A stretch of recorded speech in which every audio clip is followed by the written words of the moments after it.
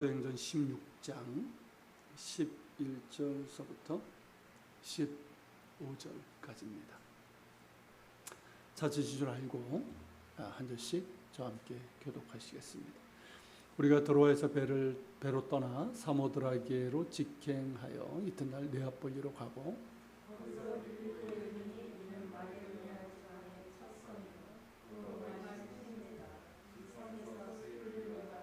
안식일에 우리가 기도할 곳이 있을까 하여 문밖 강가에 나가 거기 앉아서 모인 여자들에게 말하는데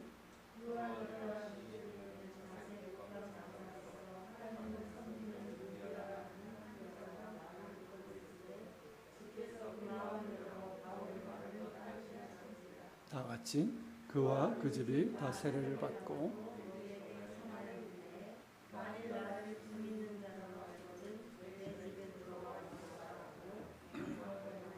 머물게 하니라. 아멘. 지난주일 본 것처럼 바울은 첫 번째 선교지의 그 선교행의 동역자였던 바나바와 결별하는 아픔을 겪게 됩니다.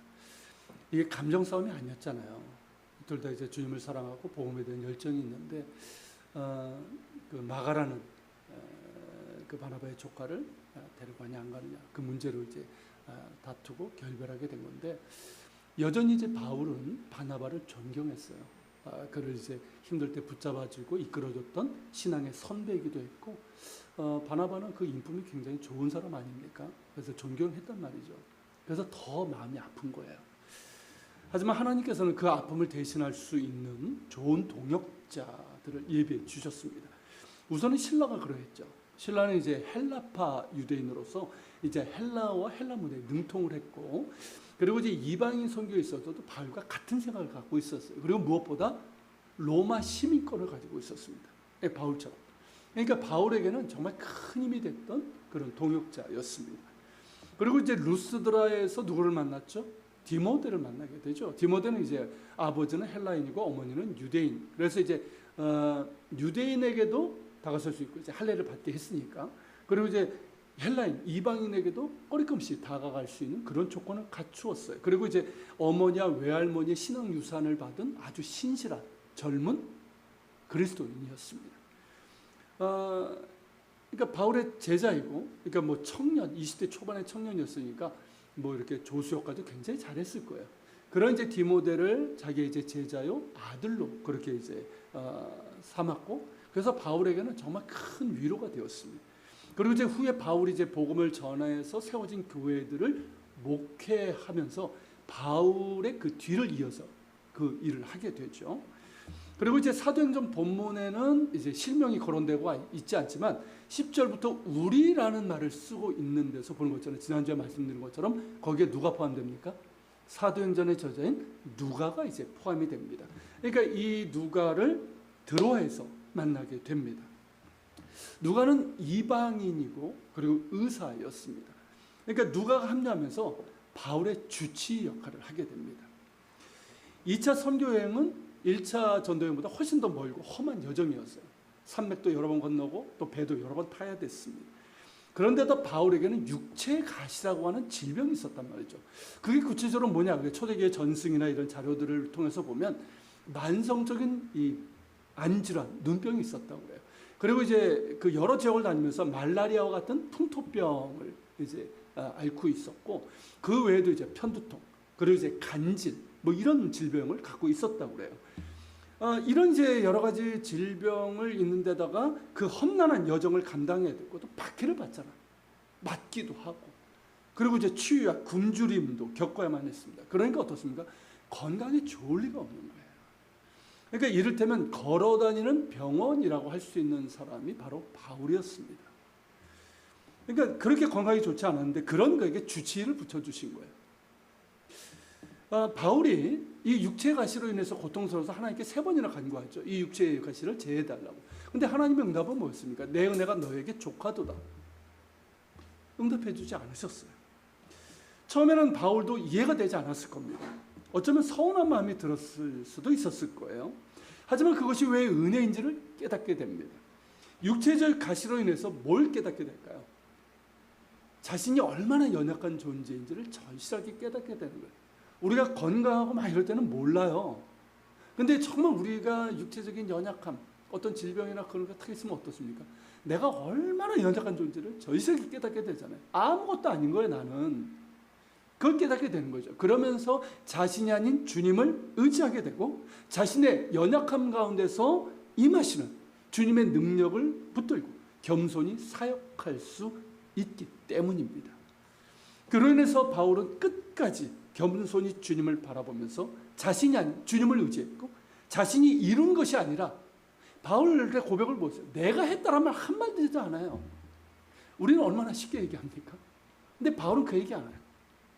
내가 한 것이 아니라 오직 내 안에서 역사하시고 내 안에서 능력 주시는 주님의 은혜로 한 것임을 고백하면서 끝까지 충성되이 사명을 감당하게 됩니다. 그러니까 내 은혜가 내게 속하도다 라고 하신 주님의 말씀이 옳았습니다. 대신 누가라는 주치의를 붙여주신 거예요. 그래서 옆에서 바울의 건강을 돌보게 하셨고 뿐만 아니라 바울과에게 복음을 전하면서 그 선교의 여정을 다 일기로 남기게 하셨어요. 이것을 토대로 기록된 책이 뭡니까? 사도행전입니다. 이 사도행전은 뭐 누가복음과 함께 데오빌러라고 하는 한 사람을 이제 주님께로 인도하기 위해서 쓴 것이긴 하지만 그 토대는 뭘까요? 이 바울과 함께 한 데서 시작이 된 겁니다. 그로 인해서 우리는 어떻습니까?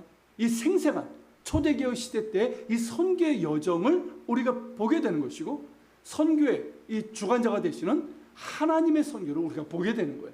그러면서 우리가 이 하나님의 선교에 어떻게 우리가 참여해야 될지를 우리가 이 사도행전을 통해서 배우게 되는 것이죠. 하나님의 인도하심에는 이렇게 예비하심이 있습니다.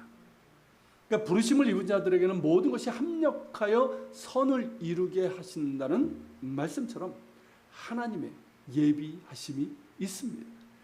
자신의 뜻과는 전혀 다른 방향으로 이끄셨고 당장은 이해되지 않았지만 그 인도하심에는 선하신 예비하심이 있었습니다.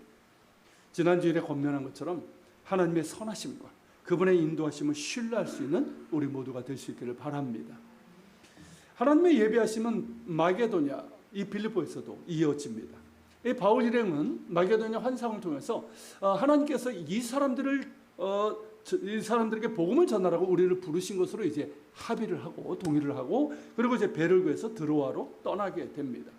자, 11절에서 잠깐 내려보시겠어요? 11절에서 이들이 이제 드로아에서 저 위에 있죠. 무시아 옆에 글자가 작아서 그런데 에게 보이십니까? 네, 저희가 에게인데 여기 드로아에서 이제 건너편 이제 네아폴리 쪽으로 가게 되는데 좀 더 크게 보면은 이 드로아에서 배를 타고 사모드라게로 직행했다고 했는데요. 이 사모드라게는 여러분들 화면에서 보시는 것처럼 이 드로아와 네아폴리 중간, 그러니까 에게해 중간에 있는 섬입니다. 이 섬은 이렇게 생겼어요. 그러니까 높이가 1524m 높이의 산으로 이루어졌습니다. 그러니까 어떻습니까? 멀리서도 보이는 거예요. 마치 뱃사람들에게는 등대와 같은 역할을 하는 거예요. 그래서 이게 또 이제 뭐 에게 딱 중간에 있으니까 그래서 이제 양쪽에서 이제 배를 타고 이 사모들에게 이제 정착을 해서 좀 쉬기도 하고 재정비해서 이제 목적지까지 갔습니다. 그래서 이제 그리스 시대에서부터 여기 이제 중요한 항구였고 또 해전 기지였어요. 거기서 전쟁이 많았기 때문에 해전 기지였고 그러다 보니까 이제 뭐 바다의 신 누구죠? 포세이돈 신전도 여기 있었고요. 그리고 이제 로마가 여기서 이제 승리를 거두면서 자신들의 이제 승전 기념탑을 세운 곳이기도 합니다. 그런데 여기서 우리가 이제 주목할 것은 뭐냐면 이제 드로아에서 네아폴리까지 그러니까 이 소아시아에서 마게도니아까지 가는데 이틀 걸렸다는 거예요. 여러분 그 소아시아 드로아에서 마게도니아 네아폴리까지 240km입니다. 당시의 선박으로는 5일 걸리는 거리예요. 그런데 바울 일행은 단 이틀 만에 갔어요. 그러니까 돌아올 때는 이제 선교여행을 돌아올 때는 5일이 걸렸는데 이때는 이틀 만에 갔어요. 무슨 쾌속정을 타고 간 것처럼 말이죠. 무엇을 의미하는 걸까요? 순풍이 불었다는 것을 의미합니다. 그러니까 그것도 강력한 순풍이 불었다는 거예요. 마치 선풍기가 막 뒤에서 불어주듯이 그런 강력한 순풍이 불어서 매우 빠르게 건널 수 있었다는 것이죠. 그래서 5일 걸리는 거리를 단 이틀 만에 건널 수 있었던 겁니다. 참 놀라운 일인데 여기서 우리가 그 주목해야 될 것은 뭐냐면, 정말 주목해야 될 것은 뭐냐면 직행하여라는 단어예요. 그러니까 이 사모들에게는 직행하여라고 그랬잖아요. 이 직행하여, 이 단어 헬라어 원어의 의미는 뭐냐면 아주 급하게, 황급히 갔다는 뜻이에요. 그러니까 단순히 그냥 직행하여, 그러니까 우리가 생각할 때는 똑바로 갔다 이 뜻이 아니라 무언가에 급하게 쫓기듯 황급하게 갔다는 뜻입니다. 누가 급했을까요? 누가? 하나님이 있습니다. 바울 일행이 그토록 급해서 단 이틀 만에 간 것이 아니라 하나님이 마음에 급하셔서 5일 걸릴 거리를 단 이틀 만에 가게 하신 것이라는 거죠. 그래서 아시아로 가려던 바울의 계획을 막으시고 드로아까지 이끄신 것이고, 그곳에서 마게도냐 사람 환상을 통해서 속히 건너와 우리를 도우라 하는 하나님의 급한 마음을 전하신 겁니다. 지난 시간에 잠시 말씀드렸던 것처럼 당시 이제 헬라 문화의 이제 출발점이고 이제 중심지인 마게도냐, 아테네가 거기 있잖아요. 이제 거기서부터 시작된 거예요. 그러니까 알렉산더가 이게 마게도냐 사람이었고, 이제 거기가 이제 헬라 문화의 이제 출발지고 중심지인데, 실제 거기의 상황은 어땠습니까? 마게도냐 상황 겉으로 굉장히 화려했어요. 화려하고 풍성하고 같지만 그 속은 공허하고 황폐하고 죽은 시체와 같았습니다. 헬라의 철학 위대합니다. 하지만 거기 구원의 답이 없어요. 인생에 대한 참된 답이 없단 말이죠. 헬라의 지식 풍성합니다. 하지만 참 진리를 주지 못했습니다. 헬라의 종교는 더더욱 그러했죠. 사람의 상상력으로 만들어진 그 우스꽝스러운 신들이 뭘 할 수 있겠습니까? 그럼에도 사람들은 그것들이 참 진리이고 구원을 줄 수 있다고 생각하면서 거기에 매달리고 탐닉하고 그것을 붙들었단 말이죠. 숭배했어요. 게다가 로마 시대가 되면서 팍스 로마나, 로마의 평화란 뜻이에요. 이 시대가 됐는데 로마 사람들은 그 얘기 했죠. 로마의 평화, 팍스 로마나 그렇게 노래를 했지만 실상은 뭘까요?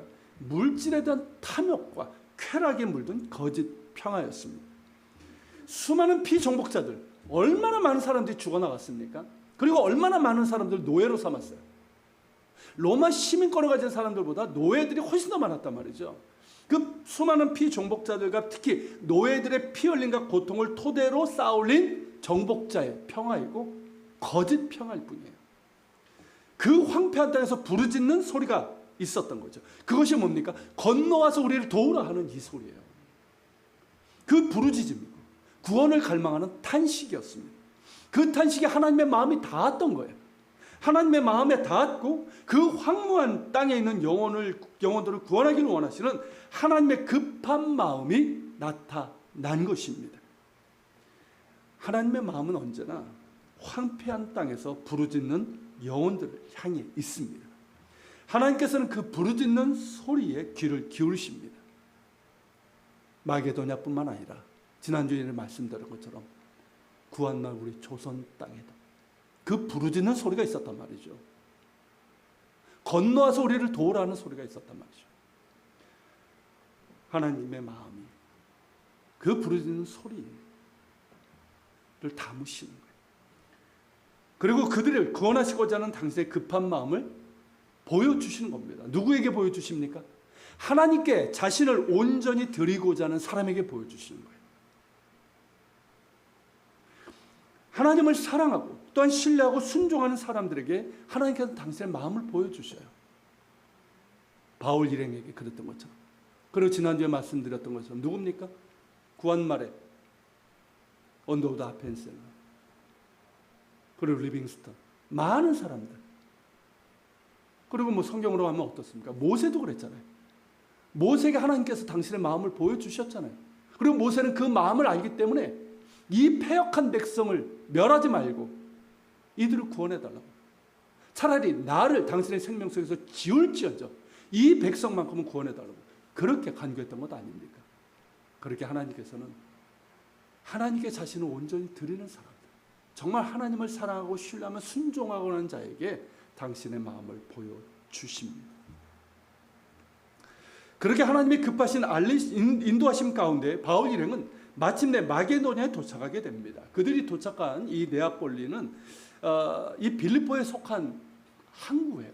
빌립보가 워낙 큰 도시고 내륙에 있는데 거기 이제 네아폴리에서 이제 당시에 이제 로마의 아주 중요한 도로가 있습니다. 그 에그나티아 도로인데 그 내륙 쪽으로 한 16km 가면 빌립보가 나와요. 자, 그렇게 이제 빌립보에 도착하게 되는데 12절에 보면 빌립보는 마게도냐 지방의 첫 성이요 또 로마의 식민지라고 했습니다. 우선 이 빌립보, 정확히 이제 필리피인데요. 이 필리피라는 이름은 주전 4세기에 알렉산더 대왕의 아버지인 필립 2세가 거기를 정복하면서 자기의 이름을 따서 붙인 겁니다. 그래서 필리피, 우리 성경에 빌립보가 된 거예요. 이 빌립보와 그 주변은 금강이 많았습니다. 그러니까 이 때문에 이제 정복을 한 거예요. 그 전서부터 이제 이 금강이 많으니까 여기를 이제 차지하려고 했더니 많았는데 이제 알렉산더의 아버지와 알렉산더 이 부자가 여기를 이제 정복을 한 거죠. 그래서 이제 빌립보에서 캐낸 이 금으로 군대를 유지하고 그리고 이제 동방 정복을 해서 알렉산더 제국을 이루게 되었고 그러면서 헬레니즘 시대, 헬라 시대가 열리게 된 거예요. 그래서 이제 빌립보가 아니었다면 이 헬라 시대, 헬레니즘은 열기 어려웠어요. 알렉산더 제국은 이루어지기 어려웠을 것이다. 그런 얘기도 합니다. 자, 후에 이제 로마가 빌립보를 이제 정복하게 되는데 로마의 첫 황제가 된 그래서 이제 아우구스투스, 우리 성경엔 뭐라고 나오죠? 아구스도라고 이제 불리게 되는 이 옥타비아누스가 정적들과의 전쟁을 벌인 곳이 또한 이 빌립보와 그 주변입니다. 두 번 전쟁에도 두 번 다 옥타비아누스가 승리를 했어요. 그래서 이제 승전을 기념해서 빌립보를 군사 식민지로 이제 정하면서 후에는 이제 로마의 직할 식민지가 됩니다. 이 직할 식민지라는 뜻은 뭐냐면 사실은 이탈리아 반도를 빼는 건 다 식민지잖아요. 근데 이제 직할 식민지라는 뜻은 뭐냐면 이제 각 주가 있지 않습니까? 여기는 이제 마게도냐 주인데 그 주마다 총독이 있단 말이죠. 그 총독, 로마 총독의 간섭을 받지 않는 직할시라는 뜻이에요. 그러니까 직할시 아시죠? 예전에 이제 직할시 우리나라도 있었지만 지금은 다르게 부르지만 이게 있었던 이런 도시였단 말이죠. 그러니까 이제 수도 로마와 직접 연결되는 거예요. 그래서 수도 로마처럼 완전히 로마의 법, 로마의 제도, 조직으로 운영될 뿐만 아니라 대부분이 로마 시민권을 가진 사람들이에요. 그러니까 다른 지역은 헬라 사람들, 그 지역의 사람들이 살고 있었지만 이 빌립보는 대부분이 뭡니까? 노예들을 빼놓고 대부분이 로마 시민권을 가진 로마 시민들이 살고 있었던 거예요. 그러니까 라틴어를 사용했어요. 여기는 헬라어가 공용어가 아니에요. 라틴어를 사용을 했어요. 그리고 이제 로마의 동전을 썼고 로마식으로 옷을 입었어요. 그러니까 로마의 관습을 따랐던, 그러니까 리틀 로마, 작은 로마였던 곳이에요. 특별히 이제 빌립보에는 퇴역한 군인들이 많이 살게 됩니다. 두 번째 이제 그 승리하게 된 옥타비아누스가 자신의 군대뿐만 아니라 상대방의 이제 군대, 여기도 같은 로마잖아요, 사실은. 정적이지만. 그러니까 이 퇴역 군인들, 이 군인들이 빌립보에 정착하도록 허가를 했기 때문입니다. 그러면서 토지까지 하사를 해줬어요. 그러다 보니까 이 퇴역 군인이 다수인 빌립보는 로마의 직할시라는 그런 이제 지위의 자긍심을 가졌고요.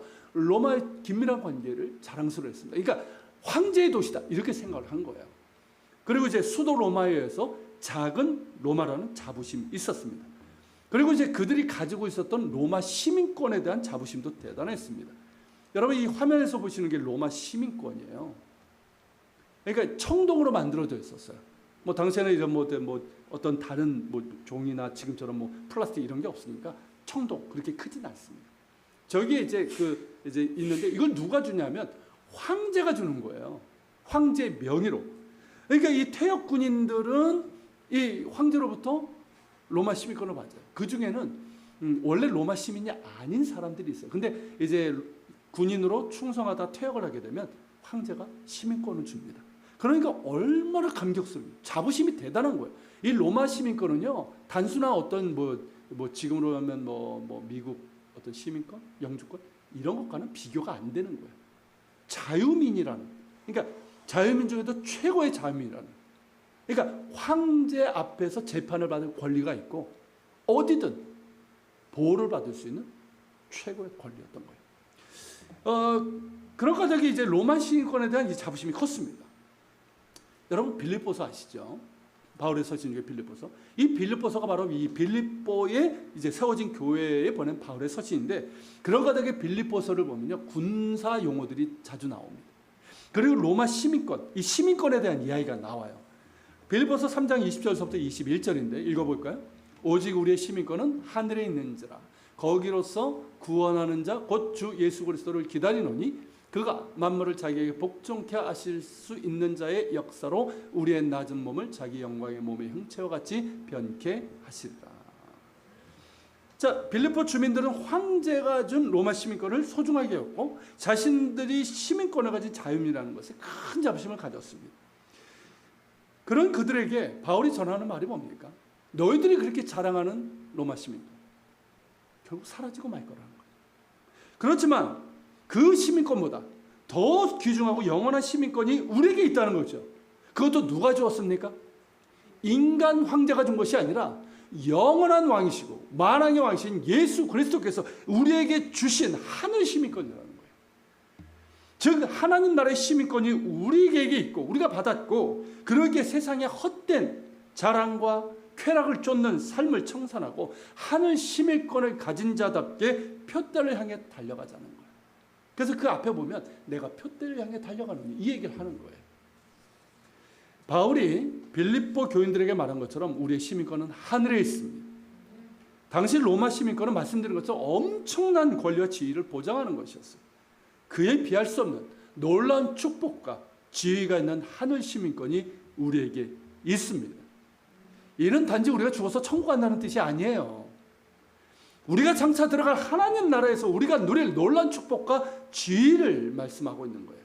이것을 기억하면서 이런 은혜를 주신 주님의 뜻에 따라 하늘 시민권을 가진 성도답게 기억하십시오. 우린 이 땅에서 충실하게 살아가야 되지만, 성실하게 살아야겠지만 이 땅에 시민권이 있는 것이 아니라 하늘의 시민권이 있습니다. 이것을 기억하면서 바울처럼 표대를 향해서 계속해서 나아갈 수 있는 우리 모두가 될 수 있기를 바랍니다. 다시 빌립보에 대해서 보면 12절에서 빌립보를 마게도니아의 지방의 첫 성이요 로마의 식민지라고 한 것은 뭡니까? 바울이 방문한 마게도니아의 첫 번째 성이라는 뜻이 아니라 뭐예요? 마게도니아 지방의 제일 큰 도시라는 뜻이에요. 으뜸되는 도시라는 뜻입니다. 그리고 이제 단순한 식민지가 아니라 로마의 직할시라는 의미입니다. 그 빌립보에서 바울 일행이 이제 수일을 머물게 되죠. 우리 성경에는 이제 이 성에서 수일을 유하다가라고 번역됐는데 헬라 원어에 사용된 단어의 의미가 뭐냐면 배회했다, 돌아다녔다는 뜻이에요. 이게 참 재밌는 광경이 그려지는데요. 한번 생각해 보십시오. 자, 빌립보는요, 마게도냐 지방의 제일 큰 도시입니다. 그러니까 리틀 로마라고 할 정도로 정말 이제 그 로마를 이제 판박이한 축소판이란 말이죠. 굉장히 화려하고 크고 웅장한 도시였단 말이죠. 자, 빌립보가 고향인 누가를 제외하고는 바울 일행에서 지금까지 빌립보보다 큰 도시를 가본 적이 없습니다. 바울도 처음 가보는 거예요. 그 웅장하고 크고 화려함에 놀랐을 거예요. 뭐 예를 들면 조선시대 때 지방에 이제 작은 성읍에 살던 사람들이 한양에 온 거예요. 촌놈들이 한양에 온 거예요. 그리고 바울 일행이 뭐 선교 여행을 하면서 뭐 거의 옷 한 벌 아니었겠습니까? 그러니까 이 옷도 어때요? 누추하죠. 근데 이 빌립보는 어떻습니까? 다 로마식 옷이에요. 귀족들 옷이에요. 시민권을 가진 사람들.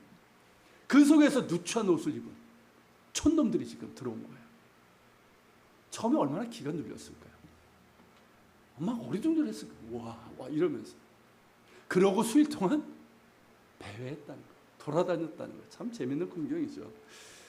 그리고 이제 그 도시 이 빌립보를 안내한 사람은 누구였을까요? 빌립보 출신이 누가? 참 재밌는 광경이에요.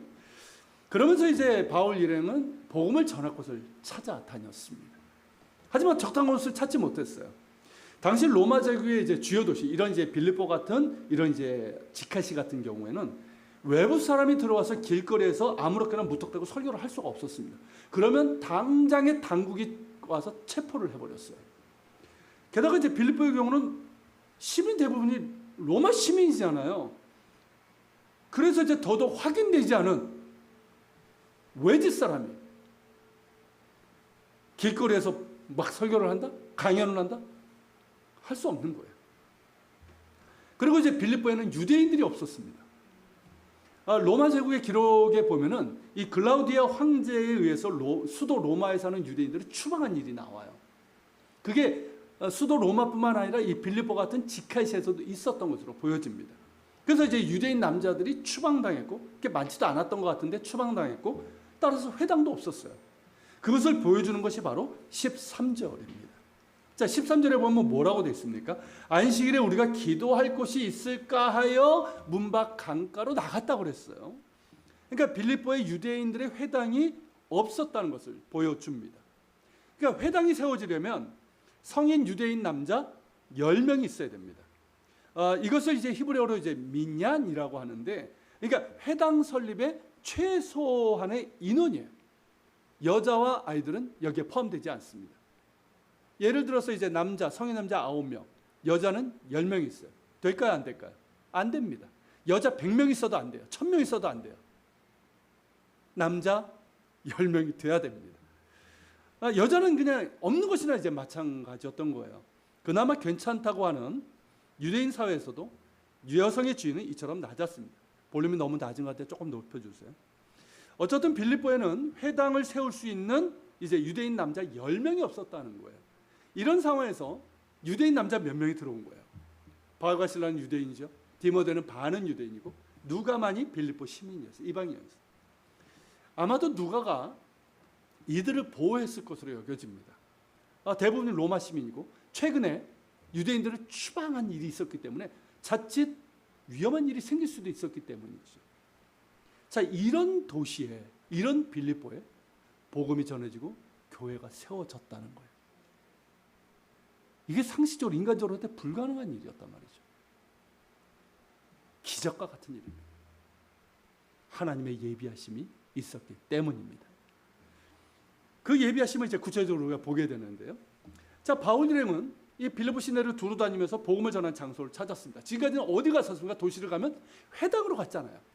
그래서 복음을 전했고, 회당은 합법적으로 이제 복음을 전할 수 있는 곳이었고요. 그리고 이제 뭐 두아디라 같은 길거리에서도 할 수 있었어요. 근데 빌립보는 그럴 수 있는 곳이 아니었습니다. 그래서 이제 복음을 전할 만한 장소를 찾았는데, 하나님께서 이끄신 곳은 어디냐면 다름 아닌 빌립보 성 밖에 있는 강가였습니다. 도시 성문 밖으로 이제 1.6km 정도에 있는 이 강기테스 강가인데, 거기에 비공식적인 기도처가 있었던 거예요. 바로 여기입니다. 요 강인데 그렇게 큰 강은 아니고요. 저희가 뭐냐면 여기서 이제 루디아를 만나게 되잖아요. 루디아가 이제 그 가족이 세례를 받은 곳에 이제 세워진 곳이에요. 여기인데, 자, 회당이 없었고 유대인 남자들은 다 추방됐기 때문에 여자들만 모여서 안식일 날 기도를 했던 거예요. 그러니까 뭐 유대인 여자들이 소수 있었습니다. 이 여자들은 어떤 여자들일까요? 디모데 집안처럼 이방인 남자와 결혼한 유대인 여자들입니다. 소수였겠죠. 그리고 이제 유대교 신앙을 받아들인 이방인 여자들, 그러니까 경건한 이방인 여자들, 이런 사람들 뭐 그렇게 많지 않았을 것 같아요. 이들이 이제 모여서 기도하고 있었던 거예요. 안식일을 지키기 위해서. 자, 그렇게 이제 여자들이 안식일에 강가에 모여서 기도한다는 이야기를 들었고, 그리 간 거죠. 그러니까 바울 일행도 안식일을 지키고 또 그들에게 복음을 전하기 위해서입니다. 자, 13절에 여러분, 바울 일행이 문밖 강가에 가서 거기에 앉아서 모인 여자들에게 말하는 데라고 되어 있는데, 이게 뭘 의미합니까? 이들이 여자들의 모임에 들어갔다는 거예요. 그러니까 여자들의 기도 모임에 남자들이 들어갔다는 것이에요. 우리 기준으로는 별거 아니죠. 그렇죠? 물론 이제 뭐 지금도 여자들만 모였는데 남자들이 불쑥 들어간다는 게 이게 참 좀 낯설고 좀 그렇긴 하지만, 당시 기준은 어떨까요? 당시에 특히 유대인들의 개념이나 관습에 보면 이거 여러분 파격적인 행동이에요. 유대교 기도서 시드로라는 데 보면요, 당시 유대인 남자들은 아침에 일어나면 3가지 감사기도를 드렸다고 합니다. 첫째, 이방인이 아닌 유대인으로 태어난 것에 감사합니다. 둘째, 노예가 아니라 자유인으로 태어난 것에 감사합니다. 셋째가 뭘까요? 여자가 아닌 남자로 태어난 것에 감사합니다. 이런 기도를 드렸다는 거예요. 이런 기도에서 볼 수 있듯이 당시 여성들의 지위는 매우 낮았고 인권도 그랬어요. 그나마 그 당시에 제일 괜찮다고는 유대인 사회에서도 여성의 지위는 이랬습니다.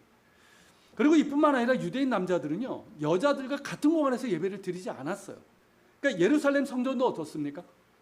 여인들의 뜰이 있고 남자들의 뜰이 따로 있어요. 구분되어 있어요. 그래서 같은 공간에서 예배 드리지 않았단 말이죠. 회당도 역시 그랬습니다. 그러니까 뭐 이 건물 전체 모형은 이제 같지만은 여성들과 공간을 따로 했어요. 아니면 여자들 뒤로 하거나 같은 공간이라고 한다면 뭐 이게 좁은 공간, 집이라고 한다면 칸막이로 해서라도 그렇게 구분을 했습니다. 우리나라도 여러분 구한말에 이제 처음에 세워진 교회들, 소래교회 같은 경우 지금 그 남아 있잖아요. 어떤 형태로 되어 있습니까? 가보셨습니까? 시옷자 모양으로 되어 있어요. 시옷자 모양으로. 그래서 이 시옷자 되어 있어가지고 강대상이 어디 있을까요? 꼭지에 있는 거예요. 여기 이제 설교차가 있고 남자, 여자 이렇게 따로 이제 앉았단 말이죠. 이게 아주 이제 보수적인 문화 속에서 있는데 지금도 여러분 이스라엘에 가면 정통파 유대인들은 그렇게 합니다. 남자, 여자 공간을 구분합니다. 그런데 여러분 유대인 남자들이 여자들의 모임에 들어간 거예요. 그것도 이방인 여자들이 섞여 있는 그런 모임에 들어간 거예요. 파격적인 행동입니다. 자, 과거의 바울, 회심하기 이전에 바울이었다면 가능했을까요? 불가능했을 거예요. 바울은 그가 말하던 유대인 중에 유대인이고 바리새인 중에 바리새입니다. 율법을 배우고 지키는 데 있어서는 정말 누구보다도 자기가 열심히 했다고 얘기했던 사람이에요. 그러니까 율법주의자였던 사람이었던 거예요. 그런 그가 안식일에 여자들의 모임에 들어간다? 그것도 이방인 여자가 섞여 있는 그런 모임에 들어간다? 상상조차 할 수 없었던 일이었습니다. 그런데 지금 어떠합니까? 아무 꺼리낌 없이 모임에 들어갔고 그들에게 말하기 시작합니다. 엄청난 변화예요. 바로 이것이 복음입니다. 복음의 속성이고 복음의 능력이에요. 다메섹 도상에서 부활하신 예수님을 만난 후에 바울의 의식세계는 완전히 뒤집어지게 됩니다. 새로운 나라가 임했어요. 하나님 나라가 임한 거예요. 하나님 나라의 새로운 가치, 그 질서가 그에게 임했던 거예요. 그러면서 자신이 그동안 붙들고 있었던 모든 가치와 질서가 무너지고 새롭게 됩니다. 그 중에 하나가 뭘까요? 복음 안에서는 더 이상의 차별이 없다는 것입니다. 예수 그리스도의 복음 안에서 유대인과 이방인의 원수된 담은 무너졌고 남자와 여자의 차별, 자유인과 노예의 차별까지도 없다는 것입니다. 복음만이 이런 일을 가능하게 하는 거예요. 복음 앞에서 높은 자나 낮은 자나 귀한 자나 천한 자나 모두 다 똑같습니다. 모두가 죄인일 뿐이에요. 그렇죠? 자, 복음 앞에 설 때 우리가 깨닫게 되는 게 뭡니까? 죄인이라는 사실이에요. 나는 죄인이에요. 내가 높은 자, 부한 자, 낮은 자, 천한 자 아무 상관없어요. 죄인일 뿐이에요. 그런 죄인을 예수 그리스도의 십자가의 공로로 용서해 주시고 하나님의 자녀로 삼아 주신 것이 구원의 은혜란 말이죠. 그래서 예수 그리스도 안에서 우리는 뭐가 됩니까? 똑같은 하나님의 자녀가 되고 그리스도의 몸의 지체가 되는 형제 자매가 되는 거예요. 한 몸의 한 지체가 되는 거예요. 이게 복음이에요. 여러분, 이것이 복음의 능력입니다. 속성이에요. 이 복음 안에 완전히 녹아든 사람이 누구예요? 바울이에요. 저는 이게 진정한 거듭남이라고 믿습니다. 거듭남은요, 단순히 교회 다니는 걸 얘기하는 게 아니에요. 내가 가지고 있었던 이 가치관, 이 질서가 완전히 뒤바뀌는 거예요. 그래서 거듭남은 가치관의 변화예요. 사람의 가치관이 변하지 않으면 삶이 바뀌지 않습니다. 가치관이라는 게 결국 뭡니까? 내가 무엇을 중요하게 여기느냐, 그러니까 무엇이 주인 되느냐 하는 거거든요. 거듭남이 뭡니까? 이제 예수님이 주인 되는 거예요. 예수님께서 전하신 하나님 나라가 으뜸이 되는 거예요. 그러니까 바뀔 수밖에 없는 거예요.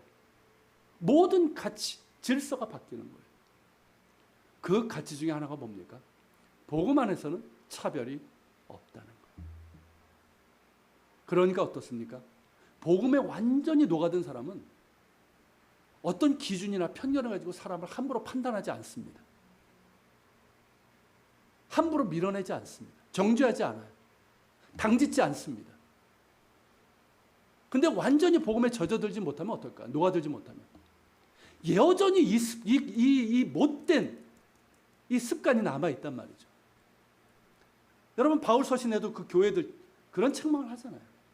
당짓지 마라. 차별하지 마라. 우리 안에 아주 뿌리 깊게 아주 고질적인 이 못된 습관들이에요. 복음은요, 그 모든 차별을 거부합니다. 우리가 이 복음 안에 완전히 녹아들 수 있기를 소망합니다. 그래서 우리의 어떤 인간적인 기준, 세상적인 기준으로 차별하고 판단하고 평가하고 정죄하고 당짓고 밀쳐내고 그런 모습은 없기를 바랍니다. 잊지 마십시오. 복음은 차별이 없습니다. 예수님을 믿는다 하면서 그런 차별을 한다면 그건 복음을 모르는 사람이에요. 거듭나지 못한 사람이에요. 복음은 그 어떤 차별도 거부합니다. 모두가 죄인일 뿐이고 예수 그리스도의 십자가 보혈로 용서받은 똑같은 하나님의 자녀일 뿐이고 형제 자매일 뿐입니다. 복음 안에서 우리는 똑같습니다. 형제 자매 하나일 뿐입니다. 이 사실을 잊지 말기를 바랍니다. 그러기 위해서 우리가 힘써야 될 것은 다른 것 아니에요. 서로를 용납하기 힘쓰는 거예요. 우리가 다 거듭났지만 예수 믿지만 달라요. 그건 사실이에요. 달라요. 기질도 다르고 달라요. 근데 그것은 차별의 조건이 아니에요. 우리가 용납해야 될 조건이에요. 그러니까 우리는 끝없이 나와 다른 사람을 용납할 줄 알아야 돼요. 인정할 줄 알아야 돼요. 사랑하기를 힘써야 돼요. 성령께서 하나 되게 하신 것을 힘써 지켜야 돼요. 그러지 않으면 우리는 계속 상처받고 상처 주고 밀쳐내고 당짓고 여기에서 벗어나지 못하게 되는 거예요. 우리가 이 복음의 능력, 속성을 잊지 마시고 이 복음에 완전히 젖어드는 그런 사람들, 그런 교회 공동체가 될 수 있기를 소망합니다. 자, 이 강가의 보험에서 누구를 만나게 됩니까? 두아드라 출신의 루디아라는 여인을 만나게 됩니다. 하나님께서 예비하신 사람이에요. 먼저 이제 루디아에 대해서 보면 그녀의 출신지가 두아드라입니다. 이 두아드라는 어디냐면 마게도니아가 아니라 에베소가 있는 소아시아, 지금의 터키죠. 그쪽에 있는 도시예요. 거기 출신의 여인입니다. 이방 여인이에요. 그러니까 이 두아드라는 저도 이제 가봤는데 이 직종업, 염색 산업, 그리고 이제 뭐 금속 세공들 이런 것들이 발달을 했어요. 그러다 보니까 상인들이 많았고요. 그리고 이제 그 상인 조합 있죠. 길드라고 하는 이 조합이 굉장히 많았습니다. 완전히 상업이 발달한 그런 도시예요. 그런 공업이 있고. 루디아가 이제 자색 옷감 장수라고 했는데 이 자색 옷감은 뭐냐면 자주색으로 물들인 천이나 양털 카펫을 말합니다. 그런 제품을 다루는 딜러였다는 거예요. 이런 자주색으로 물든 천이나 카펫은요, 고가의 제품이었습니다. 이 자주색은 왕의 옷을 상징하는 거였거든요. 그래서 여러분, 이건 귀족들이 이제 즐겨 찾는 고가의 제품이었어요. 그것이 다루는 딜러였다는 것이죠. 근데 이제 루디아가 소아시아 이제 두아드라 출신인데 15절에 보면 빌립보에 그녀의 집이 있었던 것으로 나옵니다. 여기서 우리는 두 가지 추측을 할 수 있어요. 뭘까요? 루디아가 두아드라에서 이 자색 옷감들을 다 만들어내는 거거든요. 여기와 이것을 판매할 수 있는 곳, 이것을 살 수 있는 곳은 어디입니까? 빌립보 같은 로마 시민들이 사는, 부유한 귀족들이 사는 곳이란 말이죠. 거기로 가서 장사하면서 두 곳을 왔다 가서 양쪽 다 집이 있는 뭐 그런 상황으로도 볼 수 있고, 아니면 뭐 지금처럼 쉽게 오갈 수 있는 게 아니잖아요. 거리도 꽤 되고. 그러다 보니까 아예 빌립보로 이주를 해서, 그러니까 두아디라 공장의 빌립보 지점 장으로서의 그런 역할을 했던 것으로 볼 수가 있습니다. 자, 두 경우 어떻습니까? 두 경우 다 대규모 큰 규모의 사업을 했다는 것이고, 이를 통해서 루디아가 고급 의류 제품을 취급하는 여성 사업가였고 부유한 상인이었음을 보여줍니다. 또한 루디아가 하나님을 섬긴다고 그랬어요. 이방인이지만 유대교 신앙을 받아들인 여인이었다는 거죠. 그러니까 어느 정도 구약 성경의 이 배경을 가지고 있었다는 것입니다. 자, 14절 중간에 보면 뭐라고 되어 있습니까? 자, 루디아가 말을 듣고 있을 때에 그 마음을 열어 바울의 말을 따르게 하신지라고 됐어요. 그러니까 여기서 이제 말을 듣고 있을 때라고 이 번역된 헬라어 단어는 그냥 듣는 것을 말하는 것이 아니라 주의 깊게 경청하는 것, 반복해서 듣고 있는 것을 얘기합니다. 즉 루디아는 이날뿐만 아니라 그 다음 안식일에도 강가 기도처에서 바울이 전하는 복음을 주의 깊게 경청했음을 의미합니다. 그렇게 주의 깊게 경청하고 사모하는 마음으로 반복해서 듣는 중에 주님께서 어떻게 하셨다? 루디아의 마음을 열어서 바울의 말을 따르게 하셨다. 즉 바울이 전한 복음을 믿게 하셨다는 것입니다. 자, 로마서 10장 7절 한번 읽어볼까요? 그러므로 믿음은 들음에서 나며 들음은 그리스도의 말씀으로 말미암았느니라. 믿음은 말씀을 들음에서 납니다. 예수 그리스도의 복음을 들음에서 납니다. 저절로 믿음이 생기는 게 아니에요. 우리가 그러죠. 저 사람 어떻게 저렇게 믿음이 좋아. 믿음이 하늘에서 뚝 떨어지는 게 아니란 말이에요. 믿음은 말씀을 들음으로, 그리스도의 복음을 들음으로 생기는 겁니다. 루디아처럼 복음의 말씀을 주의 깊게 듣고 반복적으로 잘 듣는 가운데 성령께서 그 마음을 열어주시고 깨닫게 하셔서 믿음을 주시는 거예요. 그러므로 하나님의 말씀을 듣는 사람이 복이 있는 겁니다. 말씀을 경청하는 사람이 복이 있는 거예요. 사모하는 마음으로 말씀을 정말 듣고 주의 깊게 들을 때 그 심령에 성령께서 역사하시는 거예요. 그래서 똑같은 말씀이 선포되고 있는데 어떤 사람은 그 말씀을 통해서 정말 믿음이 생겨요. 그러면서 은혜도 받고 성장하는 모습을 보입니다. 근데 반면에 어떻습니까? 어떤 사람은 아무런 변화가 없어요. 왜일까요? 듣질 못해, 듣지를. 경청하질 못해요. 그런 차이가 생기는 거예요. 여러분, 하나님의 말씀을 듣는 자가 복이 있습니다. 성령께서 역사하시는 거예요. 그 마음을 열어 깨닫게 하시고 믿음을 더해 주십니다. 우둔한 자에게 지혜를 주십니다. 두려움을 평안으로 바꾸어 주십니다. 슬픔이 변하여 기쁨이 되게 하시고 불평이 변하여 감사가 되게 하십니다. 그 어두운 눈을 열어서 하나님 나라를 보게 하십니다. 새 일을 행하십니다. 여러분 잘 들으시길 바랍니다. 믿음은 들음에서 납니다. 하나님의 말씀, 예수 그리스도의 복음의 말씀을 잘 들으시고 주의 깊게 경청하게 듣고 반복해서 잘 들으시는 가운데 그 믿음이 자라나고 성령께서 주시는 깨달음의 은혜와 평강과 기쁨이 함께 하시기를 축원합니다. 그렇게 루디아는 예수님을 영접하게 되었고요. 이뿐만 아니라 자기 집안 식구 모두가 다 세례를 받았어요. 여러분 누구와 같습니까? 자, 이렇게 말씀을 듣고 사도의 말씀을 듣고 자기뿐만 아니라 가족 전체가 세례를 받았어요. 누구와 비슷합니까? 누구와 같아요? 그렇죠. 가이사라의 고넬료와 같습니다. 차이점은 뭐냐면 가이사라 고넬료는 이스라엘 땅에서 이방인 남자, 그러니까 자신과 가족 전부가 세례를 받은 첫 번째 이방인 남자였다면 루디아는 이방인 지역에서 복음을 듣고 자기와 집안 식구 전체가 세례를 받은 첫 번째 이방인 여자였습니다. 그리고 루디아의 집은 교회가 됩니다. 자, 루디아는 자신과 식구 모두 세례를 받은 후에 바울 일행에게 자신의 집에 들어가 머물 것을 간청을 했습니다. 이것이 중요한 것은 뭐냐면 단지 바울 일행이 머물 곳을 얻은 것이 아니에요.